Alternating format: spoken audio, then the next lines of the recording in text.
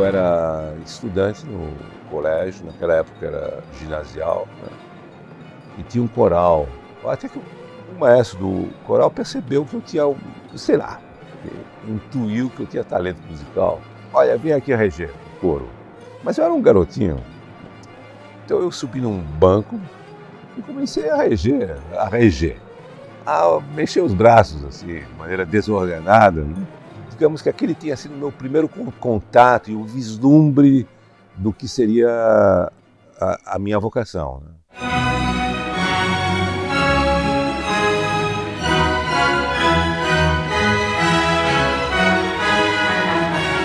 Para falar sobre regência significa falar sobre uma forma de organização que fica muito mais patente à medida em que as orquestras crescem em número e à medida em que as salas se ampliam.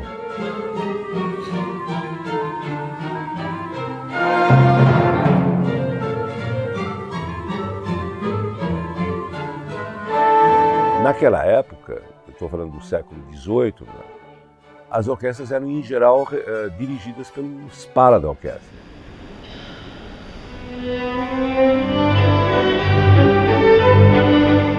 E na falta de um Spala, então, naquela famosa figura do maestro que se utilizava de um bastão e marcava o tempo. Era uma coisa horrível, né? Você imagina uma música acompanhada por um ruído pá, pá, né? Incessante, né? A orquestra tem uma evolução gradativa que culmina na grande orquestra wagneriana. É essa orquestra que distende o número de sopros, amplia de tal maneira que praticamente toda a parte de trás é coberta por tubas, trompetes e trombones e trompas, né? E dá uma força impressionante. Para isso é fundamental a presença de um maestro que marque o tempo, que seja bem claro para toda a orquestra. O 1 é o ponto de referência, o 1 é o ponto básico.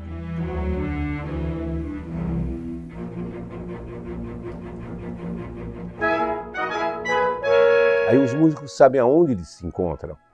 Porque se o maestro começar a fazer assim, olha, esse gesto, ninguém sabe aonde está, né? Ele tem que definir uma técnica que seja compreendida por todos, né? E essa técnica é um tempo forte. E o resto, mas o tem que estar lá.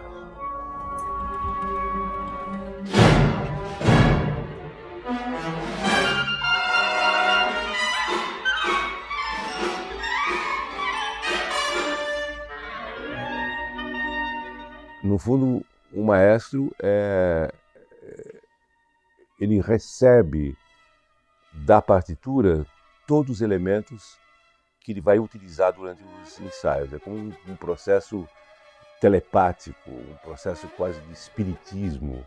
Ele evoca o compositor e o compositor transmite a ele os seus desejos, né? a sua aspiração básica, né?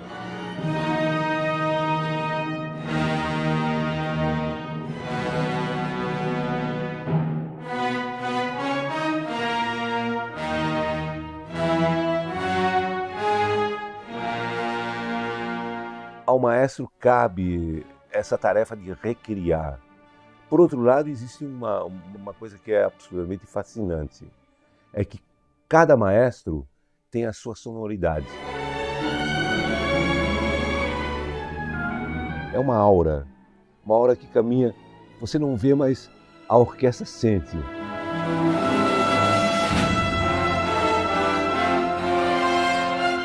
Quando o maestro baixa a mão, tem um som.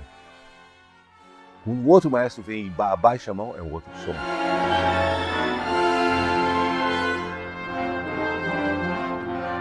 O músico tem um sexto sentido. Ele sabe perfeitamente quem está à frente. Às vezes chega alguém que está aprendendo com a orquestra, que a transforma em cobaia. E os músicos se dão conta imediatamente disso. Conta-se até a história do pai de Richard Strauss, que era trompa da ópera de Viena, que reconhecia a capacidade do maestro pelo simples caminhar dele do seu camarim até a orquestra.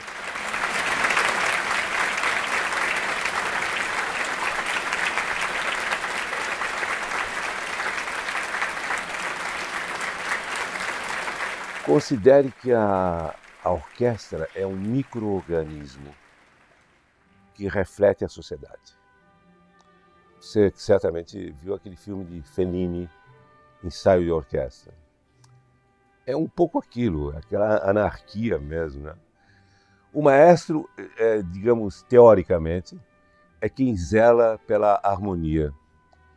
Do momento em que ele consegue, com seu carisma e com seu talento, fazer com que todos obedeçam o mesmo critério interpretativo.